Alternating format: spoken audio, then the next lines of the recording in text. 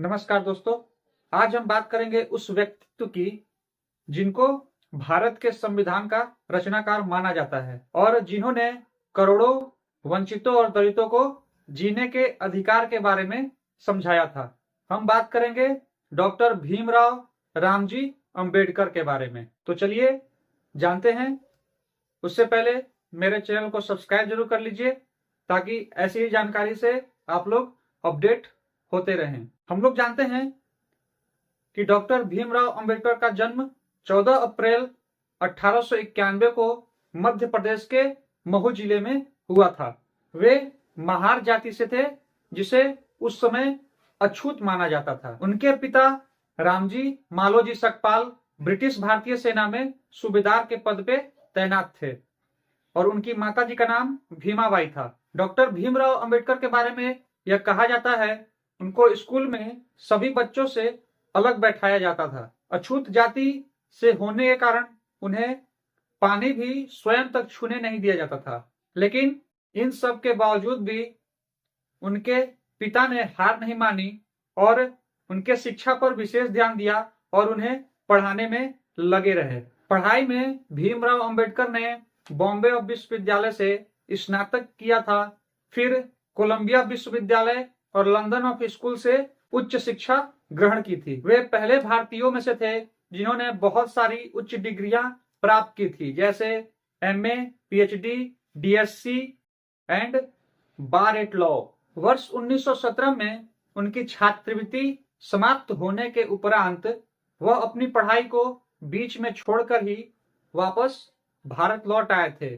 बाद में वर्ष 1920 में वो फिर से लंदन गए और अपनी अधूरी पढ़ाई को पूरी करके अस्थायी रूप से वर्ष 1923 में भारत लौट आए थे। भारत लौटने के बाद उन्होंने यह देखा कि समाज में भेदभाव ज्यों का त्यों बना हुआ है। इसके बावजूद भी वह बड़ौदा में अपनी सेवाएं देने में लगे रहे। वर्ष 1927 में उन्होंने महाड़ सत्याग्रह में भाग लिया और महाड़ में चावदार तालाब जैसे सार्वजनिक जल स्रोतों पर अधिकार के लिए आंदोलन चलाया।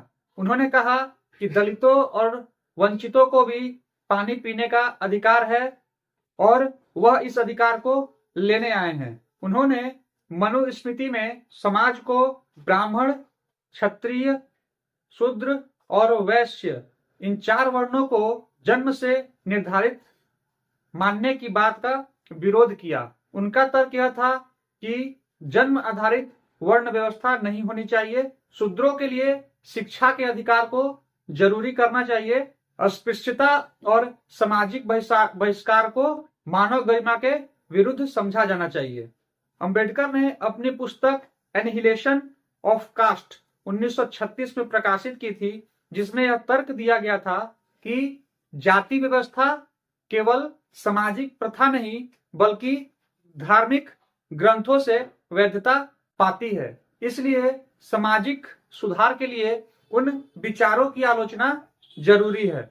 उन्होंने पूरे समाज को जिम्मेदार नहीं ठहराया था, बल्कि उनका कहना था कुछ रूढ़िवादी समूह हैं जो मंदिर प्रवेश का विरोध, छुआछूत को धार्मिक नियम मानने जैसी बातें करते थे। तो हम यह कह सकते हैं कि उस समय के दौरान जातिगत भेदभाव के अस्तित्व को सरकारी रिपोर्टों, अदालत, प्रशासनिक रिकॉर्ड, प्रेस कवरेज जैसे तथ्यों से सत्यापित किया जा सकता है। इसके अलावा ब्रिटिश काल की जनगणना रिपोर्टों में भी दलितों और वंचितों को डिप्रेस्ड क्लासेज जैसे शब्द को आधिकारिक रूप से उपयोग किया गया था। हम यह कह सकते हैं कि ब्रिटिश शासन ने अपनी जनगणना में जातियों का वर्गीकरण किया था और कभी कभी सामाजिक विभाजन का राजनीतिक उपयोग भी किया था। लेकिन जाति आधारित सामाजिक प्रथाएं ब्रिटिश शासन से पहले भी मौजूद थी, जिसका उल्लेख 18वीं और 19वीं सदी के यात्रियों के विवरण में भी मिलता है। जैसे कुछ पुस्तक हैं, Hindu manners, customs and ceremonies.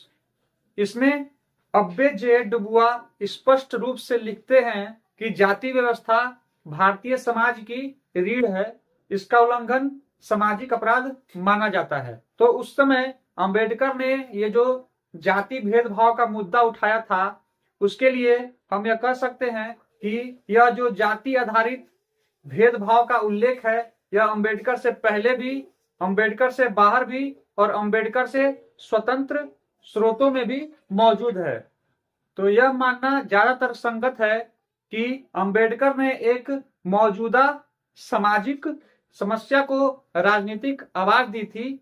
वर्ष 1932 में अंग्रेजों द्वारा कम्युनल अवार्ड के तहत दलितों यानी डिप्रेस्ड क्लासेस को अलग निर्वाचन क्षेत्र देने की घोषणा की थी, जिसके समर्थन में अंबेडकर भी थे, लेकिन महात्मा गांधी द्वारा इसका विरोध किया गया था। महात्मा गांधी के विरोध के कारण अंबेडकर और गांधी के बीच पूना पैक्ट 1932 का समझौता हुआ था, जिसमें अंबेडकर ने दलितों और वंचितों के लिए अलग निर्वाचन क्षेत्र की जगह आरक्षित सीटें और प्रांतीय विधानसभाओं में दलितों के लिए सीटों की बढ़ाने की योजना को स्वीकार किया था। वर्ष 1936 में उन्होंने मजदूरों और दलितों के अधिकारों के लिए इंडिपेंडेंट लेबर पार्टी बनाई, जिसको 1937 के चुनाव में सफलता भी प्राप्त हुई थी। वर्ष 1942 से 46 में